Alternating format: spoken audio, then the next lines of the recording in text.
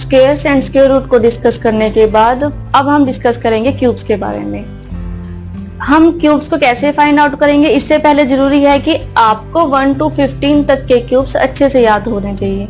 अगर आपको याद है तो बहुत अच्छी बात है, अगर नहीं है तो आप याद कर लीजिए, है ना, ताकि अगर आपको किसी नंबर का क्यूब फाइंड आउट करना हो या क्यूब रूट फाइंड आउट करना हो तो आप उसको इजीली फाइंड आउट कर सके। तो इसके लिए जरूरी है कि आप 1 to 15 तक के क्यूब्स लर्न कर लीजिए, है ना। यहाँ पे आपको टेबल दिया गया है, पैटर्न दिया गया है कि आप 1 to 15 तक के क्यूब्स लर्न कर लीजिए।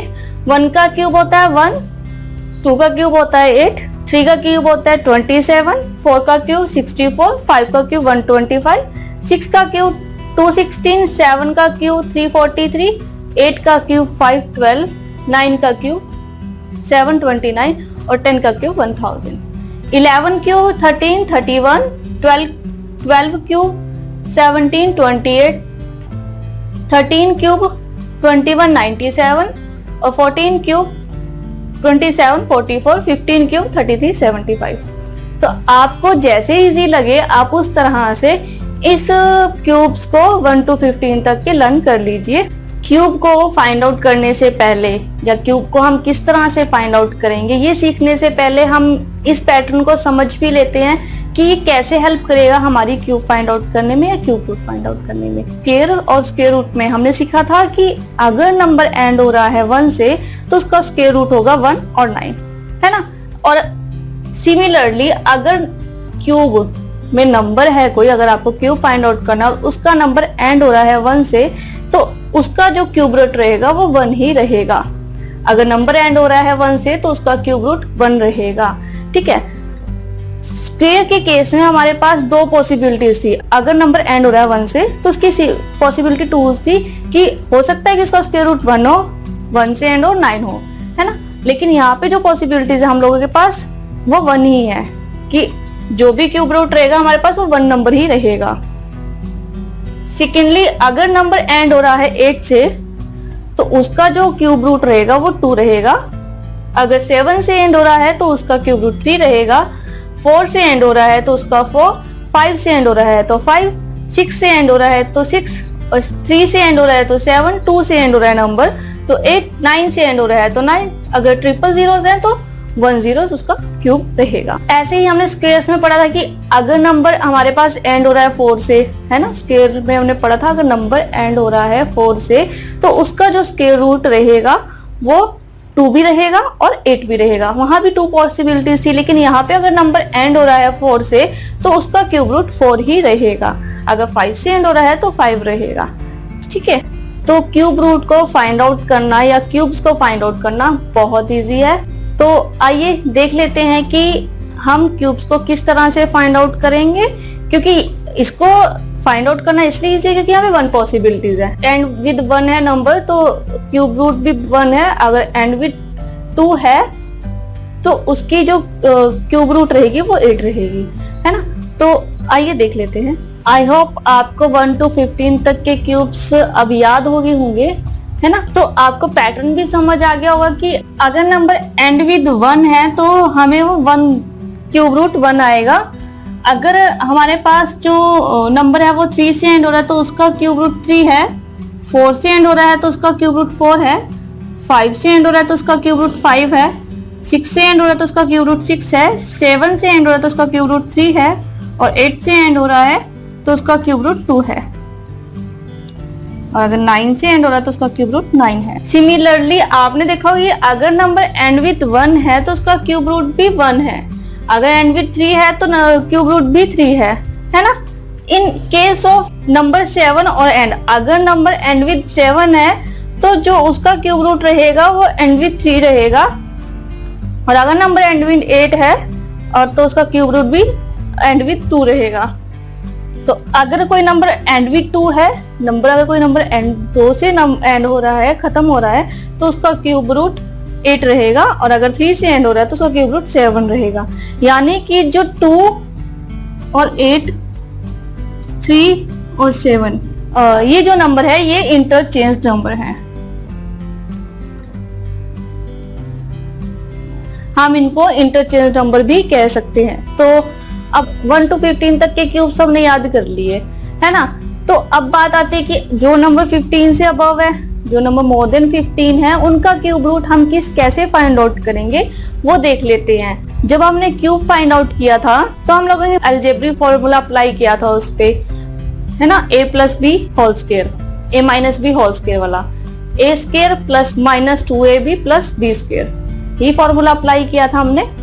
तो अगर हमें क्यूब फाइंड आउट करना है तो क्यूब के लिए जो अलजेब्रिक फॉर्मूला रहता है वो a plus b whole cube, तो इसका जो फॉर्मूला है वो है a cube plus minus 3a square b plus 3ab square plus minus b cube. ठीक है, तो अगर हमें किसी नंबर का क्यूब फाइंड आउट करना है तो हम इस अलजेब्रिक फॉर्मूला से फाइंड आउट कर सकते हैं। लेकिन हम लोगों के पास सेम वही कि एग्जाम में इतना टाइम नहीं होता कि हम इनकी वैल्यूज पुट ऑन करें और इनको सॉल्व करें और देन उसका आंसर फाइंड आउट करें, क्योंकि ये टाइम टेकिंग प्रोसेस रहेगा। तो इसके लिए हम देख लेते हैं कि हम किस तरह से किसी भी नंबर का क्यूब फाइंड आउट करेंगे। मैं यहाँ पे 26 का क्यूब फाइंड आउट कर रही हूँ। आप जानते हैं कि 26 का क्यूब क्या होता है? नो, क्योंकि हमने 1 to 15 तक के क्यूब लर्न करे हैं, है ना।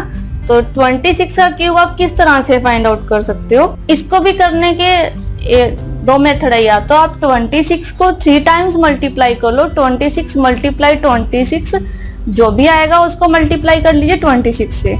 ठीक है, तो हमारे पास फाइनल आंसर आ जाएगा। नहीं तो मैं इसको डिवाइड कर लेती हूँ कि 26 का क्यूब है, हमने यहाँ पे 26 का स्क्वायर मल्टीप्लाई 26। अब हमने 1 to 13 तक के स्क्वायर लर्न करे थे, तो 26 का स्क्वायर होता है 676, 676 मल्टीप्लाई 26। अब 676 को 26 से मल्टीप्लाई करना आसान है। अगर आप सिंपल प्रोसेस से करोगे, इसको जो रेगुलर प्रोसेस है हम लोगों के पास मल्टीप्लिकेशन का, अगर आप उससे करोगे तो फिर से लेंथी प्रोसेस रहेगा। हमने सीखा था कि हम 3 डिजिट नंबर को 2 डिजिट नंबर से कैसे मल्टीप्लाई करेंगे। तो आप 3 डिजिट नंबर और 2 डिजिट नंबर की मल्टीप्लिकेशन को यहाँ पे अप्लाई कर लीजिए। तो जो भी मल्टीप्लाई कर आएगा आप यहाँ पर आंसर को फाइंड आउट कर सकते। 17576 इसका फाइनल आंसर है। अब कई केसेस में होता है कि आपको जो क्यूब है वो फाइंड आउट करना है, आप दूसरे मेथड से ही फाइंड आउट कर लेते हो, लेकिन जो मेथड मैं अब बताने वाली हूँ वो कुछ ही नंबर पर अप्लाई होता है। मैं यहाँ पर फाइंड आउट करूंगी 48 का क्यूब।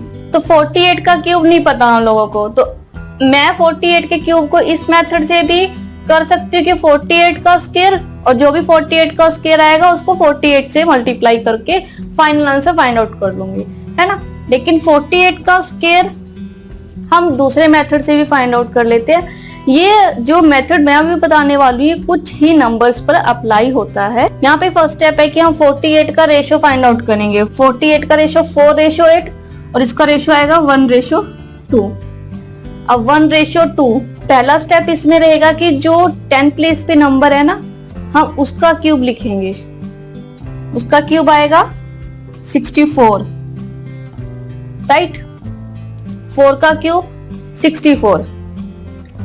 इसके बाद हमें 3 प्लेस चाहिए ताकि हम जो 1:2 है हम इसको 2 से मल्टीप्लाई करें और जो 4 टर्म्स तक इसको लेकर जाएं। ठीक है, अब 64 को 2 से मल्टीप्लाई करेंगे 128 को 2 से मल्टीप्लाई करेंगे 256 और 256 और 2 से मल्टीप्लाई करेंगे 512। अब आप यहाँ देख रहे हो कि जो 4 टर्म आई है हमारे पास वो 8 का क्यूब है ना। 64 है वो 4 का क्यूब है और जो 512 है ये 8 का क्यूब है। तो जो 4 टर्म जाकर खत्म हुई है वो 8 के क्यूब पर खत्म हुई है। ठीक है, फर्स्ट स्टेप था कि हमने जो 4 है उसका क्यूब यहाँ पर लिखा है और 64 को 1:2, क्योंकि 1:2 ये है, 1:2 ये है और 1:2 ये है। ठीक है, हमने इस रेशियो में इसको यहाँ पर लिखा है। सेकेंड स्टेप है हमारे पास कि जो 3rd टर्म है वो हम 2nd टर्म के नीचे लिखेंगे और जो 4th टर्म है वो हम 3rd टर्म के नीचे लिखेंगे।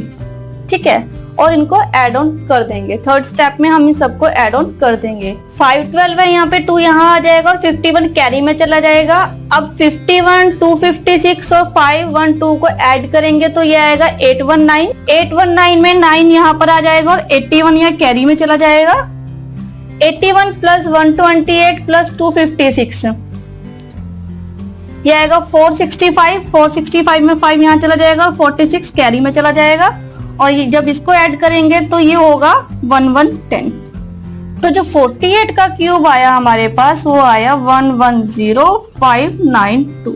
तो जो 48 का क्यूब आया हमारे पास वो आया 110592। तो ये जो मेथड है वो कुछ ही केसेस पे अप्लाई होता है जिनका जो भी रेशियो है वो 1:2 रहे। ऐसा कि जो आपके पास 10 प्लेस पे नंबर है उसको अगर हम 1:2 की रेशियो में मल्टीप्लाई करें तो वो उसका 4th टर्म हमारे पास यूनिट प्लेस पे जाए। ठीक है, तो आप भी इन्हीं मेथड्स के अकॉर्डिंग क्यूब्स को फाइंड आउट कर सकते हो। आप चाहो तो ये x स्क्वायर मल्टीप्लाई x, आप ये मेथड भी अप्लाई कर सकते हो। अगर किसी x का क्यूब हमें फाइंड आउट करना है तो x स्क्वायर मल्टीप्लाई x। ठीक है, आप ये मेथड भी अप्लाई कर सकते हो, आप ये वाला मेथड भी अप्लाई कर सकते हो। जो भी आपको इजी लगे आप उसके अकॉर्डिंग अप्लाई कर सकते हो। लेकिन याद रहे कि ये मेथड सिर्फ किसी ही केसेस पे अप्लाई होता है।